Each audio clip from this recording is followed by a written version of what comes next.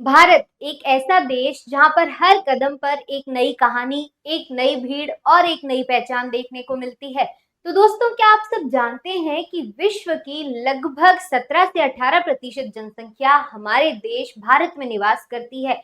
पर यहाँ पर सवाल ये उठता है कि क्या ये 17 से 18% जनसंख्या पूरे भारत के अंदर समान तरीके से वितरित है या फिर असमान तरीके से वितरित है। तो जी हाँ, मैं खुशबू चौधरी स्वागत करती हूँ आप सभी का हिमालय एजुकेशन हब के इस प्लेटफॉर्म पर, जहाँ फिर से हम एक और इम्पोर्टेंट टॉपिक पढ़ने वाले हैं जो कि आपकी बोर्ड की दृष्टि से इम्पोर्टेंट है। तो आज हम पढ़ेंगे भारतीय जनसंख्या, वितरण, घनत्व, वृद्धि एवं संरचना, Indian population, distribution, density, growth and composition. सबसे पहले हम ये जानेंगे कि भारत में कितनी जनसंख्या निवास करती है, जिसके लिए हम कौन से डेटा का प्रयोग करने वाले हैं। सन 2011 की जनगणना का डेटा प्रयोग करेंगे। तो भारत देश जिसमें खचाखच लोग भरे हुए हैं, जहां भी आप देखोगे कई ऐसे इलाके हैं जहां पर लोग इतने ज्यादा है कि सांस लेना भी मुश्किल है। ठीक वहीं दूसरी ओर मीलों दूर तक हमें लोग दिखाई ही नहीं देते। तो ऐसे विचित्र देश के बारे में आज हम जानेंगे, जहां पर सबसे पहले हम डिस्कस करने वाले हैं कुछ इंपॉर्टेंट फैक्ट्स। भारत में पहली जनगणना कब हुई थी? 1872 में। लेकिन अगर हम पहली पूर्ण जनगणना की बात करें तो वो हुई थी 1881 सन के अंदर। याद रखिएगा, बहुत ही इंपॉर्टेंट एमसीक्यू क्वेश्चन बनता है यहाँ से। और अगर हम भारत में जनसंख्या वृद्धि की वार्षिक दर की बात करते हैं तो वो हमें देखने को मिलती है 1.64%, जो कि 2011 के डेटा के अकॉर्डिंग है। और ये जो ग्रोथ रेट है वो धीरे धीरे धीरे कम हो रही है, डिक्लाइन होती जा रही है। और भारत की कुल जनसंख्या कितनी है? 1.21 बिलियन। और अगर करोड़ में हम बात करें तो 121 करोड़ जनसंख्या भारत के अंदर निवास करती है, जो कि 2011 की जनगणना का डेटा है। लेकिन ये जो इतने लोग रह रहे हैं, भारत पूरे विश्व की भूमि का, पृथ्वी की भूमि का कितना हिस्सा है? मात्र 2.4 हिस्सा है भारत पूरी पृथ्वी का। पर जनसंख्या यहाँ कितनी देखने को मिल रही है? 17 से 18% जनसंख्या भारत के अंदर निवास करती है, जो कि काफी ज्यादा बड़ा नंबर है। भारत, जो कि अगर साइज की दृष्टि से हम देखते हैं तो 7वां सबसे बड़ा देश है, लेकिन जनसंख्या के मामले में ये दूसरे नंबर पर आता है। तो पहली कौन सी कंट्री है? पहली हमें यहाँ देखने को मिलती है चीन। चीन के बाद भारत की सेकेंड रैंक हमें यहाँ देखने को मिल रही है कि विश्व की जनसंख्या जिसका 17 से 18% भाग भारत के अंदर निवास कर रहा है, वो सेकेंड रैंक पर भारत को लेकर आता है। लेकिन हाल ही के डेटा के अकॉर्डिंग हम देखते हैं तो धीरे धीरे ये अनुमान लगाया जा रहा है कि भारत फर्स्ट रैंक पर आ जाएगा, चाइना को बीट कर देगा। जो कि कोई अच्छी बात नहीं है, क्योंकि ये हमारे लिए चुनौतीपूर्ण मामला रहेगा।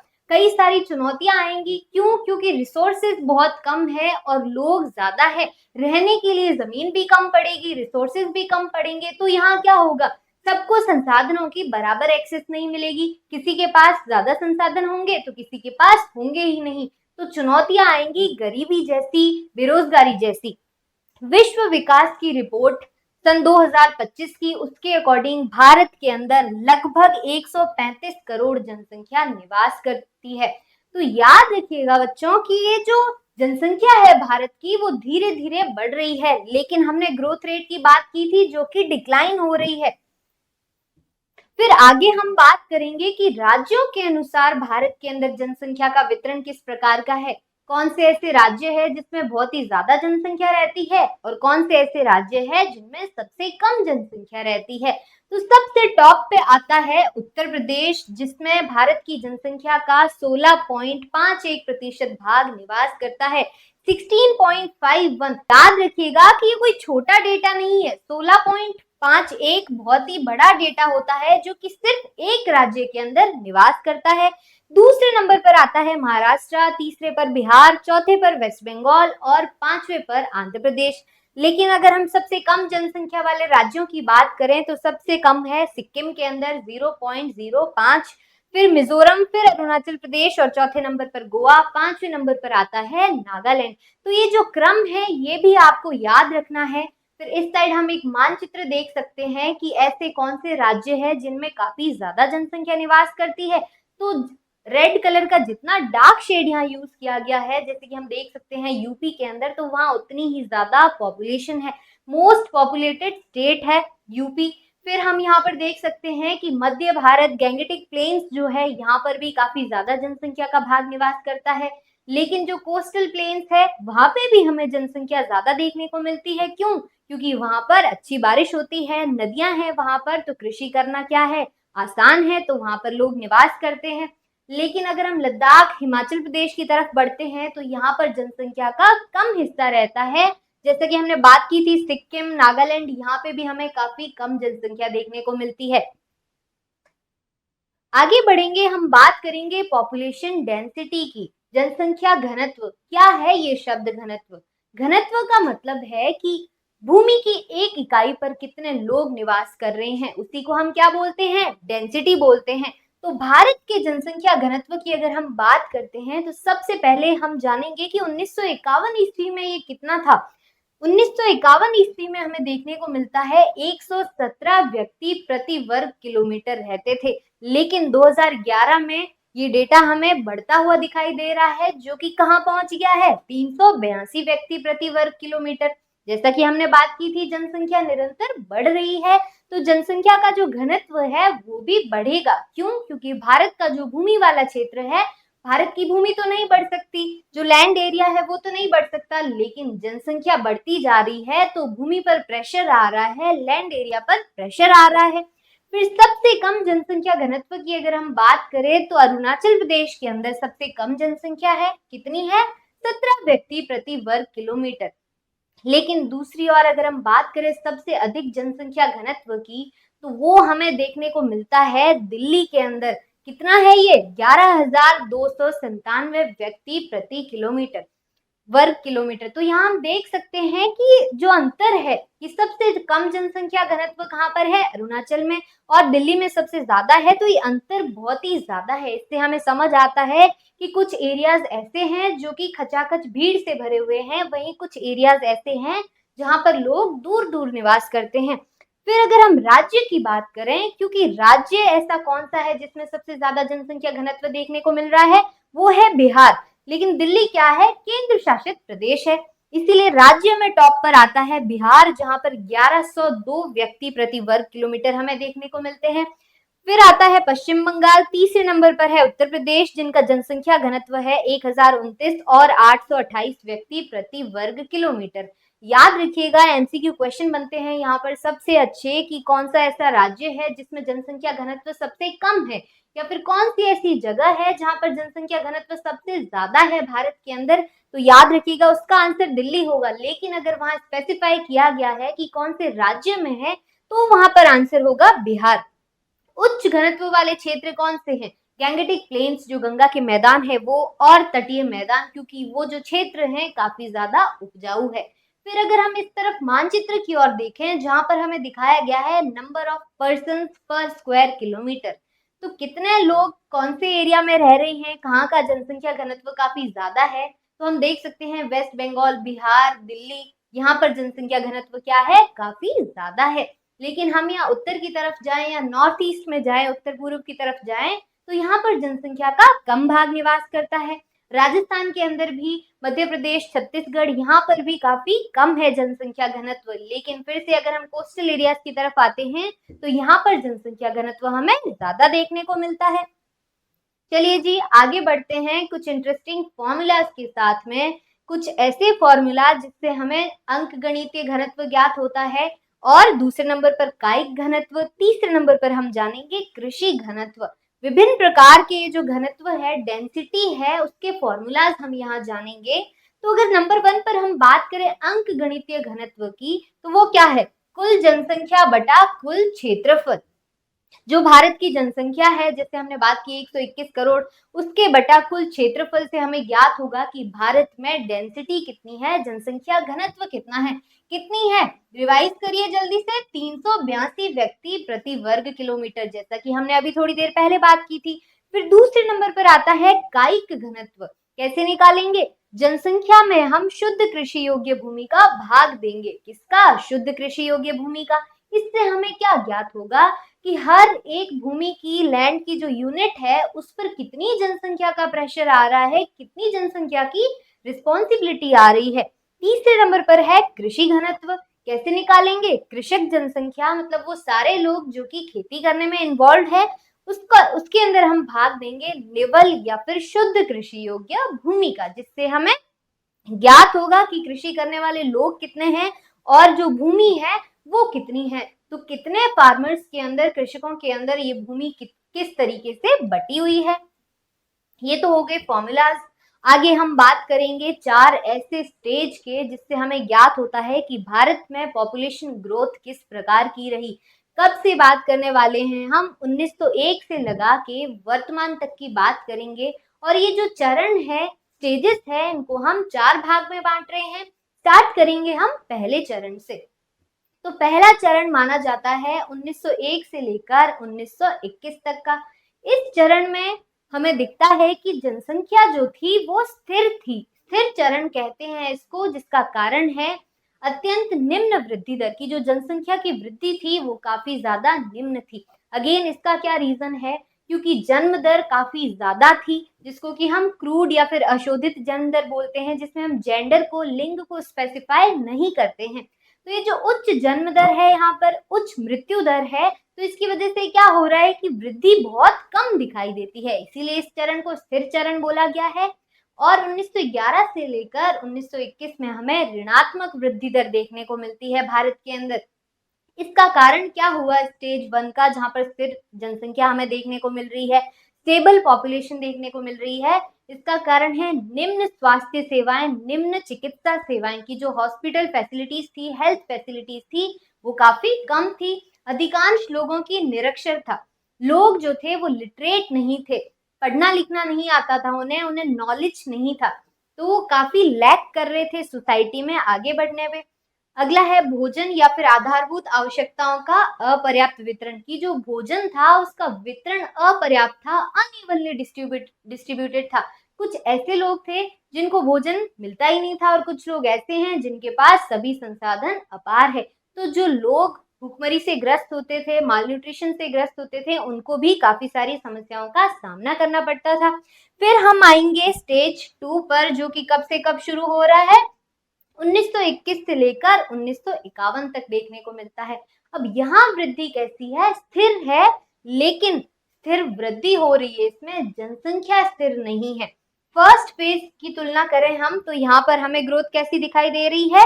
हाई ग्रोथ दिखाई दे रही है जनसंख्या में। पॉपुलेशन की जो ग्रोथ रेट है वो हाई है फर्स्ट से। क्यों? क्योंकि यहाँ पर मृत्यु दर में कमी हुई। मृत्यु दर में कमी होने का क्या कारण है? यहाँ पर हेल्थ फैसिलिटीज में धीरे धीरे धीरे इम्प्रूवमेंट होने लगा। स्वास्थ्य और स्वच्छता में व्यापक सुधार, क्लीनलीनेस बढ़ गई। फिर बेहतर परिवहन और संचार तंत्र आए। अशोधित जन्म दर ऊंची बनी रही, जिसके कारण यहाँ जनसंख्या में हमें वृद्धि देखने को मिल रही है। क्यों? क्योंकि जन्म दर बढ़ रही है लेकिन मृत्यु दर कम हो रही है, तो जिंदा लोग जो है वो काफी ज्यादा है। इसीलिए सेकेंड स्टेज के अंदर हमें जनसंख्या बढ़ती हुई दिखाई दे रही है। फिर हम बात करेंगे थर्ड स्टेज की, जो कि है 1951 से लेकर 1981 तक। यहाँ हमें क्या देखने को मिल रहा है? मृत्यु दर में जो है तीव्र कमी हो रही है। क्यों? क्योंकि यहाँ पर again health facilities with time और ज्यादा इंप्रूव हो रही है, टेक्नोलॉजी का विकास हो रहा है। उच्च प्रजनन दर, जन्म दर जो है वो अभी भी हाई बनी हुई है, हाई बर्थ रेट हमें यहाँ देखने को मिल रही है। तो जनसंख्या विस्फोट की अवधि बोलते हैं इसको। इसकी जनसंख्या अचानक से उसका विस्फोट हो गया कि बहुत ज्यादा जनसंख्या हमें यहाँ देखने को मिल रही है। तो जो जनसंख्या की वृद्धि दर है उसमें भी हमें यहाँ पर वृद्धि देखने को मिल रही है। औसत वार्षिक वृद्धि की अगर हम बात करते हैं तो 2.2 की वृद्धि दर यहाँ पर थी। जिसका कारण क्या था कि भारत के अंदर विकासात्मक कार्य धीरे धीरे और ज्यादा बढ़ रहे थे। केंद्रीकृत नियोजन, कई सारी ऐसी पॉलिसीज आ रही थी, नीतियां आ रही थी जो कि लोगों के हित में थी। फिर अर्थव्यवस्था में भारत की इकोनॉमी जो है उसके अंदर भी हमें क्या देखने को मिलता है? सुधार देखने को मिलता है। फिर अंतर्राष्ट्रीय प्रवास शुरू हुआ, जब तिब्बत से बांग्लादेशी, नेपाली और कई सारे पाकिस्तानी लोग भी भारत के अंदर आने लगे। तो यहाँ पर हमें जनसंख्या का एक्सप्लोजन देखने को मिलता है। एक्सप्लोजन क्या हुआ कि अचानक से कोई चीज फट गई, मतलब बहुत ज्यादा वो वितरित हो गई। वैसे ही भारत की जनसंख्या भी तीसरे स्टेज में, तीसरे चरण के अंदर हमें अचानक से बढ़ती हुई नजर आती है। चौथा स्टेज है 1981 से लेकर वर्तमान तक। अब यहाँ क्या हो रहा है कि वृद्धि दर तो ऊंची रही, लेकिन धीरे धीरे ये घटने लगी मंद गति से। वेरी स्लोली ये स्पीड यहाँ पर घट रही है जनसंख्या के बढ़ने की। फिर अशोधित जन्म दर में कमी होने लगी। अशोधित शब्द अगेन मैं आपको यहाँ पर बता देती हूँ कि इसका मतलब है, इंग्लिश में हम इसको क्रूड बोलते हैं, क्रूड बर्थ रेट। इसमें हम जेंडर को स्पेसिफाई नहीं कर रहे हैं, ना ही हम ये बता रहे हैं कि लड़का है लड़की है। यहाँ पर सिर्फ और सिर्फ हम जन्म दर की बात कर रहे हैं कि प्रति 1000 स्त्रियों पर कितने बच्चे पैदा हो रहे हैं। फिर मृत्यु दर में हमें यहाँ कमी दिखाई देती है। क्यों? इसके कारण है कि जो हेल्थ फैसिलिटीज थी उसमें ज्यादा इंप्रूवमेंट हो रहा है। लाइफस्टाइल जो है वो बेटर होने लगी, जिसको बोलते हैं जीवन की गुणवत्ता में सुधार, लाइफस्टाइल। फिर यहाँ पर जन्म दर में कमी होने का क्या कारण है? क्योंकि विवाह के समय की औसत आयु में वृद्धि कर दी गई। लोगों को समझ आने लगा धीरे धीरे, स्त्री शिक्षा में सुधार होने लगा। समय के साथ महिला सशक्तिकरण आने लगा, जिसको हम विमेन एम्पावरमेंट बोलते हैं। तो इन सारी चीजों की वजह से क्या हो रहा है, लोग जितने लिटरेट होंगे उतनी ही हमें जन्म दर कम देखने को मिलेगी। जितनी टेक्नोलॉजी एडवांस होगी, मृत्यु दर, हेल्थ फैसिलिटीज जितनी ज्यादा होगी, मृत्यु दर उतनी ही कम होती जाएगी। फिर हम इन चारों स्टेजेस को फटाफट से रिवाइज कर लेते हैं। पहला चरण 1921 से पहले तक का, जहां हमें उच्च जन्म दर देखने को मिलती है और उच्च मृत्यु दर देखने को मिलती है, जिसकी वजह से यहाँ पर जो जनसंख्या की वृद्धि है वो कैसी है, निम्न वृद्धि है। दूसरे चरण जो कि 1921 से 1951 तक है, उच्च वृद्धि थी यहाँ पर जनसंख्या की, मृत्यु दर में गिरावट हुई। तो यहाँ जो जनसंख्या का विस्फोट हुआ, पॉपुलेशन एक्सप्लोजन हुआ, वहां शुरुआत हो रही है इस एक्सप्लोजन की। तीसरे चरण में जो कि 1951 से 1981 तक चला, यहाँ पर मृत्यु दर बहुत कम हुई, जन्म दर बहुत ज्यादा होने लग गई। तो इसकी वजह से क्या हुआ, जो पॉपुलेशन में ग्रोथ हुई थी, वृद्धि हुई थी, वो पीक पे थी, इसीलिए इसको पॉपुलेशन एक्सप्लोजन वाला फेज कहा जाता है।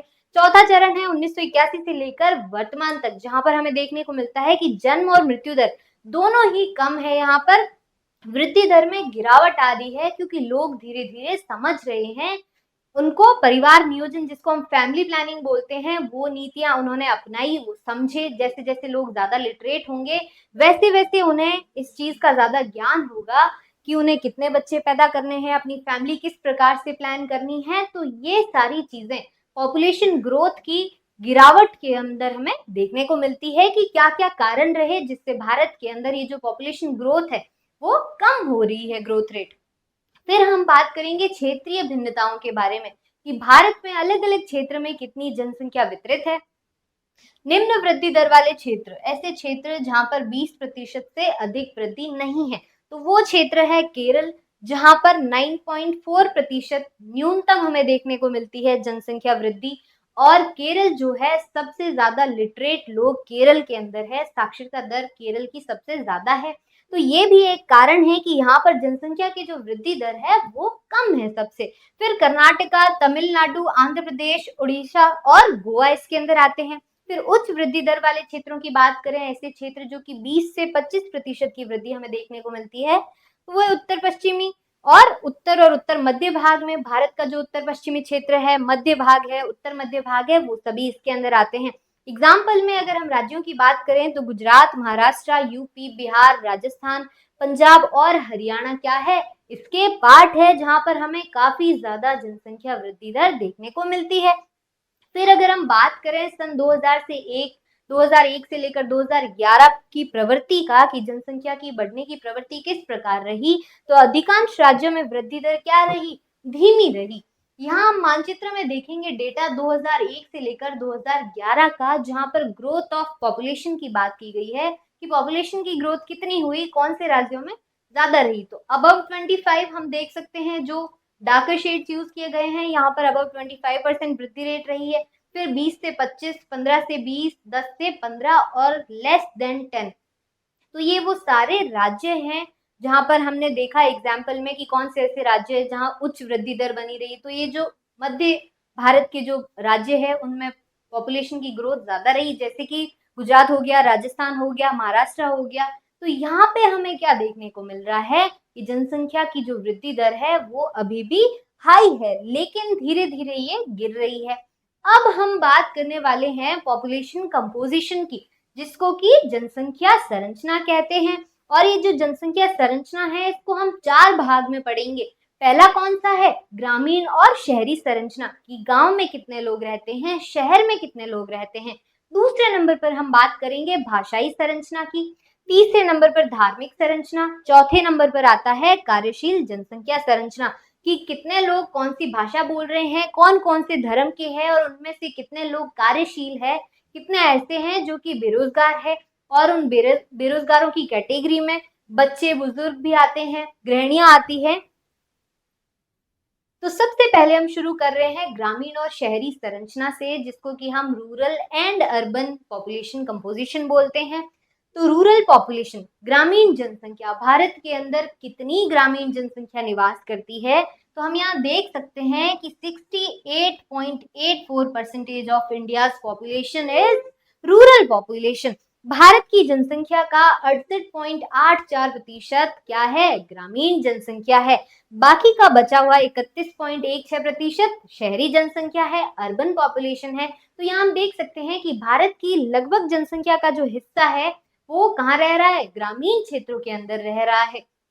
और भारत के गांवों की अगर हम बात करें स्टूडेंट्स, तो भारत के अंदर हमें 6,40,867 गांव देखने को मिलते हैं, जहां पर कुछ ऐसे गांव हैं जहां बहुत ज्यादा लोग रहते हैं और कुछ ऐसे गांव भी है जहां पर 200 से भी कम लोग निवास करते हैं।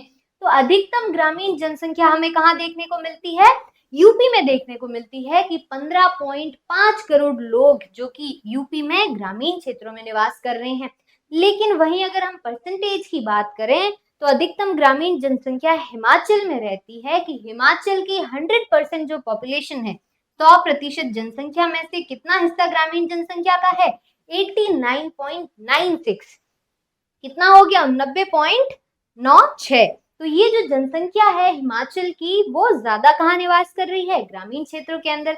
बाकी का बचा हुआ 10% शहरी क्षेत्र में निवास कर रहा है। न्यूनतम ग्रामीण जनसंख्या की अगर हम बात करें तो गोवा के अंदर है।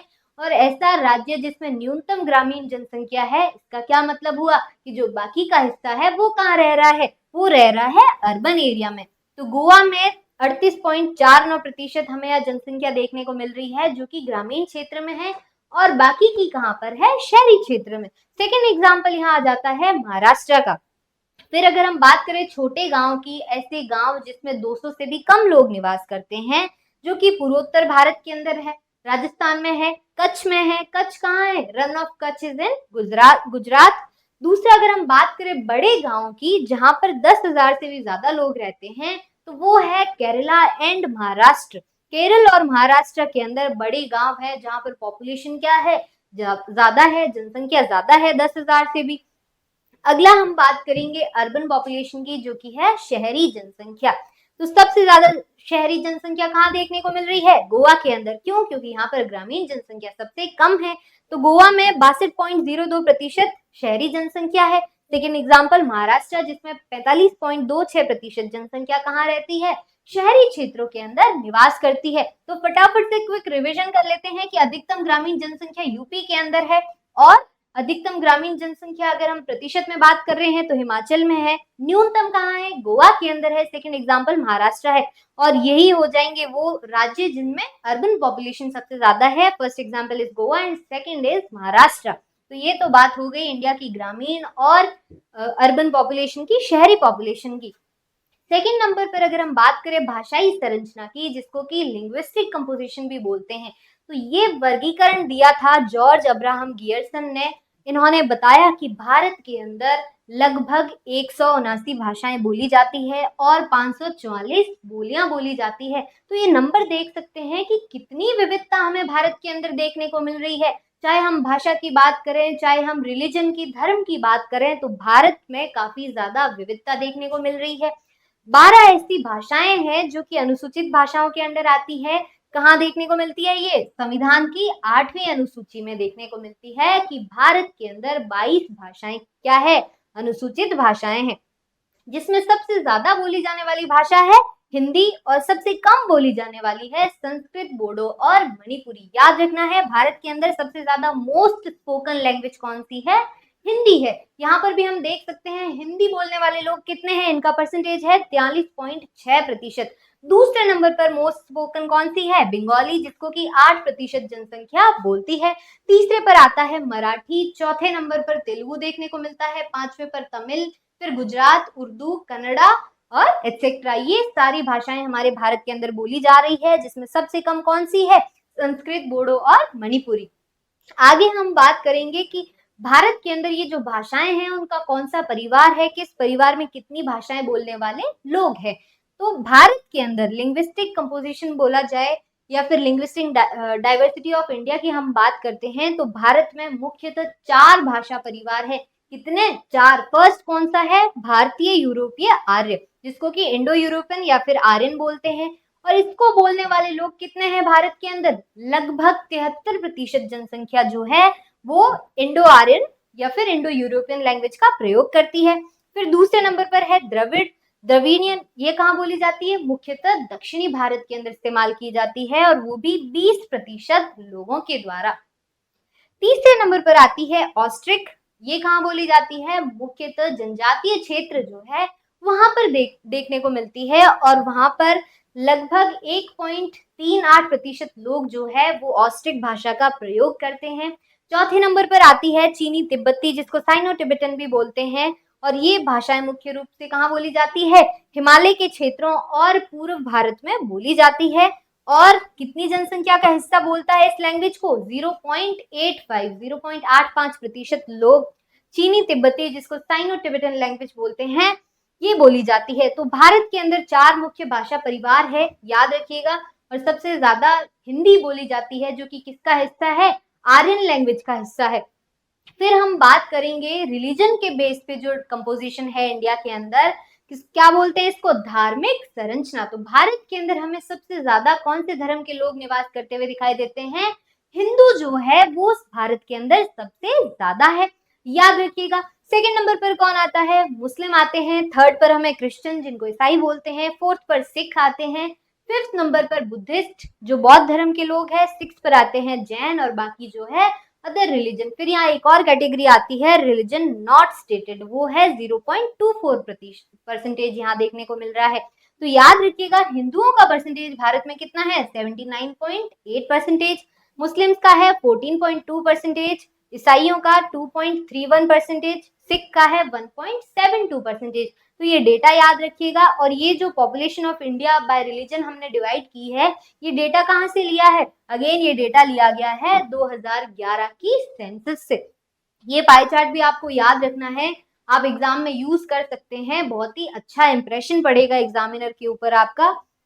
फिर आगे हम बात करने वाले हैं भारतीय श्रमिक संरचना की, कि कितने लोग श्रमिक है, कितने लोग जो है वो बेरोजगार है, कौन कौन आते हैं ऐसे लोग जो कि श्रमिक की कैटेगरी से बाहर है। तो 2011 के अनुसार हम बात करने वाले हैं, जहां मुख्य बिंदुओं की बात करेंगे सबसे पहले हम, कि आर्थिक स्तर पर श्रमिकों को कितने भाग में बांटा गया है? 3 वर्गों में बांटा गया है। कौन कौन से है वो 3 वर्ग? सबसे पहला है मुख्य श्रमिक, दूसरा है सीमांत श्रमिक और तीसरे नंबर पर आता है अश्रमिक। वो सारे लोग जो कि काम नहीं करते। अब यहाँ सिर्फ बेरोजगार नहीं आते, यहाँ पर बच्चे भी आते हैं, बुजुर्ग भी आते हैं, वो सभी स्त्रियां आती है जो कि गृहिणी है, हाउसवाइफ है। तो इस जो कैटेगरी में है ज्यादा लोग होंगे, अवश्य सी बात है ये। तो फिर अगर हम बात करें मुख्य श्रमिक की और सीमांत श्रमिक की, तो कैसे डिसाइड करेंगे कि कौन से मुख्य श्रमिक है और कौन से सीमांत श्रमिक है? तो यहाँ हमें देखने को मिलता है कि मुख्य श्रमिक वो लोग हैं जो कि 183 दिन या फिर उससे ज्यादा काम करते हैं पूरे वर्ष के अंदर, उनको हम मुख्य श्रमिक बोलते हैं। और ऐसे सभी लोग जो कि 183 दिनों से कम कार्य करते हैं, उनको हम बोलते हैं सीमांत श्रमिक, याद रखिएगा। फिर अगर हम 2011 के डेटा की बात करें, जिसमें श्रमिकों की जो परसेंटेज में संख्या है वो कितनी है, मुख्य और सीमांत दोनों को हम यहाँ काउंट कर रहे हैं, तो उनका अनुपात हमें देखने को मिलता है 39.8%, 39.8% था। और अश्रमिक जनसंख्या कितनी थी? 60% है। जाहिर सी बात है, क्योंकि इस कैटेगरी में बहुत सारे वो लोग आ रहे हैं जो कि काम कर ही नहीं सकते, जिसमें बुजुर्ग हो गए, बच्चे हो गए। फिर आगे अगर हम बात करें व्यवसायिक संरचना की, तो व्यवसायिक संरचना में कृषक और कृषि मजदूर। कृषक क्या होते हैं? ऐसे लोग जिनकी खुद की जमीन पर वो खेती करते हैं, उनको कृषक बोला जाता है। और वो लोग जो कि दूसरों की भूमि पर मजदूरी कर रहे हैं उनको बोलते हैं कृषि मजदूर, जिनका अनुपात हमें देखने को मिलता है 54.6%। कितना? 54.6%। फिर घरेलू औद्योगिक श्रमिकों की अगर हम बात करते हैं तो वो है 3.8%। आखिर में आता है अन्य श्रमिक जो कि गैर औद्योगिक व्यापार या फिर सेवा वाले क्षेत्र में है, वो है 41.6%। तो ये जो डेटा है ये हमने लिया है भारतीय श्रमिक संरचना का 2011 के डेटा के अकॉर्डिंग हमने यहाँ पर डिवाइड किया है, जिसमें श्रमिक कितने थे? 39.8, और बाकी के लोग हमें देखने को मिलते हैं जो कि 60% है और वो काम नहीं करते हैं। फिर कृषि क्षेत्र के अंदर श्रमिकों का अनुपात कितना था? 2001 में 58.2 था, लेकिन समय के साथ ये घटता हुआ दिखाई दिया कि कैसे 2011 में ये 54.6% रह गया। इसका क्या कारण है? क्योंकि लोग जो है वो किस तरफ जा रहे हैं? ये जो घरेलू औद्योगिक श्रमिक है या फिर गैर औद्योगिक व्यापार और सेवा के सेक्टर में जा रहे हैं, वहां काम कर रहे हैं, वहां अपना योगदान दे रहे हैं। तो जाहिर सी बात है कि जो कृषक हैं उनके नंबर में क्या होगी? कमी होगी। इसीलिए हमें इस परसेंटेज में 4 का फर्क दिखाई देता है कि कैसे 2001 में 58.2% लोग थे जो कि कृषि क्षेत्र में श्रमिक थे, और जो घटकर संख्या कितनी हो गई? 54.6% हो गई। फिर द्वितीयक और तृतीयक क्षेत्र में भागीदारी लोगों की बढ़ी समय के साथ, जैसे जैसे वो पढ़ने लगे तो सेवा क्षेत्र में जाने लगे, खुद के इनोवेटिव आइडियाज लाके वो व्यापार में जाने लगे, औद्योगिक क्षेत्र में जाने लगे। अब हम बात करने वाले हैं आयु और लिंग संरचना के बारे में कि किस एज कैटेगरी के भारत में कितने लोग रहते हैं, फिर कौन कौन सा लिंग है उनका, मेल है फीमेल है। तो युवाओं की अगर हम बात करें भारत के अंदर तो 0 से लेकर 14 वर्ष तक के लोग कितने हैं भारत में? 28 से लेकर 30% भारत की जनसंख्या का हिस्सा युवाओं के अंदर आता है, बच्चों में आता है। फिर आती है कार्यशील आयु जो कि 15 से 64 वर्ष मानी जाती है। भारत के अंदर हमें 63 से लेकर 65% लोग इस एज के दिख रहे हैं। तीसरा है वृद्ध, ऐसे लोग जो कि बूढ़े हैं जिनको कि माना जाता है 65 प्लस एज वाले, जो कि 5 से 6% है, और ये जनसंख्या धीरे धीरे बढ़ रही है वृद्धों की, जिसका क्या कारण है कि जो मृत्यु दर है उसमें तो कमी देखने को मिल रही है। क्यों? क्योंकि हेल्थ फैसिलिटीज और ज्यादा बेटर हो रही है, टेक्नोलॉजी बेटर हो रही है, इसीलिए ये जो जनसंख्या है ये धीरे धीरे बढ़ेगी। और जो जन्म दर की वृद्धि दर है उसमें भी गिरावट आ रही है। इसका क्या मतलब है कि पहले से अब कम बच्चे पैदा हो रहे हैं, तो जो बूढ़ों की संख्या है वो यहाँ पर बढ़ती नजर आती है। फिर हम बात करेंगे लिंग अनुपात की कि भारत के अंदर किस लिंग के कितने लोग रहते हैं। सेक्स रेशियो की बात कर रहे हैं हम कि 1000 मेल्स पर 1000 पुरुषों पर कितनी फीमेल्स है। तो भारत के अंदर ये डेटा कितना दिखाई देता है? 943 हमें यह लिंग अनुपात देखने को मिल रहा है, जिसमें समय के साथ गिरावट आ रही है। अनुकूल लिंग अनुपात कहाँ का है? केरला का। स्टूडेंट्स हम देख सकते हैं कि केरला जितनी भी अच्छी चीजों में डेटा में प्रयोग हो रहा है, इसका क्या रीजन है? क्योंकि केरला में लिटरेसी रेट सबसे ज्यादा है, यहाँ पर लोग पढ़े लिखे हैं, वो जागरूक है, इसीलिए हमें हर डेटा में जहाँ फर्स्ट आना चाहिए वहां केरला आ रहा है अपनी कुशलता का प्रयोग करके। तो अनुकूल लिंग अनुपात कहाँ है? केरल के अंदर है। 1084 हमें यहाँ पर देखने को मिल रहा है लिंग अनुपात की 1000 मेल्स पर कितनी फीमेल्स है? 1084, मतलब 84 हमें यहाँ पर ज्यादा फीमेल देखने को मिल रही है मेल्स पर। लेकिन टोटल हमने कितनी बात की थी? 943। क्या मतलब हुआ कि 1000 मेल पर सिर्फ भारत के अंदर 943 फीमेल्स है। सबसे प्रतिकूल सिचुएशन हमें कहाँ देखने को मिल रही है? हरियाणा में, जहां पर 887 का लिंग अनुपात है। फिर पंजाब के अंदर 895 का हमें यह लिंग अनुपात देखने को मिल रहा है। अब क्या ऐसे कारण है जिसकी वजह से यहाँ पर हमें प्रतिकूल अनुपात दिख रहा है? जिसका कारण है लिंग चयनात्मक गर्भपात की, मतलब पहले ही आइडेंटिफाई कर लेते हैं लड़का होने वाला है या फिर लड़की होने वाली है, और कन्या भ्रूण हत्या आदि ऐसे केसेस आते हैं। फिर है कम महिला साक्षरता, ऐसे सभी राज्य सभी क्षेत्र जहां पर साक्षरता महिलाओं की कम है, फीमेल लिटरेसी रेट कम है, वहां पर भी ये केसेस देखने को मिलते हैं कि वहां पर लिंग अनुपात क्या है? कम है, प्रतिकूल है। आगे हम बात करने वाले हैं साक्षरता दर की। केरला सबसे टॉप पे है, हम काफी बार बोल चुके हैं, काफी बार रिवाइज हो गया है। तो लिटरेसी रेट, किन लोगों को हम लिटरेट बोलेंगे? तो इसकी परिभाषा होगी ऐसे सभी लोग जो कि 7 या फिर उससे ज्यादा आयु के हैं, जो पढ़ने और लिखने की क्षमता रखते हैं। The people who have ability to read and write among the age group of 7 and 7 plus age, वो क्या है, साक्षर कहलाते हैं, लिटरेट कहलाते हैं। तो कुल साक्षरता 2011 के डेटा के अकॉर्डिंग भारत में हमें देखने को मिलती है 74.04%। और ये जो लिंग अंतर हमें यहाँ देखने को मिल रहा है वो है 16.68 की। फीमेल और मेल लिटरेसी में यहाँ डिफरेंस कितना है, 16.68, क्योंकि मेल लिटरेसी रेट ज्यादा है इंडिया में और फीमेल लिटरेसी रेट कम है। लेकिन समय के साथ ये जो गैप है वो घट रहा है, क्योंकि लोग विमेन एम्पावरमेंट की तरफ बढ़ रहे हैं, महिला सशक्तिकरण की तरफ बढ़ रहे हैं, महिलाओं को भी पढ़ाया जाता है। इसीलिए ये लिटरेसी रेट क्या देखने को मिल रही है हमें कि इसमें जो गैप है मेल एंड फीमेल का वो घट रहा है। सर्वाधिक साक्षरता दर की अगर हम बात करें तो केरला के अंदर देखने को मिलती है 93.91%। दूसरे नंबर पर आता है मिजोरम। फिर न्यूनतम साक्षरता की बात करें तो बिहार, जो कि सबसे कम है लिटरेसी रेट के अंदर, 63.80। सेकंड नंबर पर आता है अरुणाचल प्रदेश। तो इसका प्रभाव क्या होगा लिटरेसी रेट का इंडिया की पॉपुलेशन पर? तो साक्षरता जितनी ज्यादा होगी, लिटरेसी जितनी ज्यादा होगी, जन्म दर उतनी ही कम होगी। जिसका क्या कारण है कि लोग समझदार होंगे, जागरूक होंगे किस तरफ, कि उनको परिवार नियोजन, फैमिली प्लानिंग करने में आसानी होगी, उनको समझ होगी कि उनको अपनी फैमिली में कितने मेंबर्स चाहिए, कितने लोगों को वो प्रोवाइड करा सकते हैं, कितने बच्चों की नीड्स फुलफिल कर सकते हैं। तो इसी बेसिस पे जितनी ज्यादा लिटरेसी होगी उतनी ही हमें कम यहाँ पर जन्म दर देखने को मिलेगी। जैसा कि हमने एग्जाम्पल में भी देखा था कि भारत के अंदर जो वृद्धि दर की अगर हम बात करें तो केरला के अंदर सबसे कम है। क्यों? क्योंकि यहाँ पर लिटरेट लोग ज्यादा है। कितने हैं? 93.91%। याद रखिएगा। तो आज हमने क्या जाना कि भारत में जो पॉपुलेशन का डिस्ट्रीब्यूशन है, डेंसिटी है, और हमने यहाँ पर देखा लिंग्विस्टिक कंपोजिशन के बारे में। धर्म के अनुसार हमने कंपोजिशन की बात की कि धार्मिक संरचना किस प्रकार की है। और अगर आपको आज के इस कंटेंट की पीडीएफ चाहिए होगी तो टेलीग्राम पर आप जुड़ सकते हैं। डिस्क्रिप्शन में आपको टेलीग्राम का लिंक मिल जाएगा, वहां आपको इससे रिलेटेड पीडीएफ मिल जाएगी। साथ ही आपको वहां पर एमसीक्यू क्वेश्चंस एंड बोर्ड में आने वाले लॉन्ग क्वेश्चंस भी दिख जाएंगे। तो आप टेलीग्राम ज्वाइन कर सकते हैं। आज के लिए इतना ही, मिलते हैं एक और इंटरेस्टिंग सेशन में। तब तक के लिए स्वस्थ रहिए, मस्त रहिए।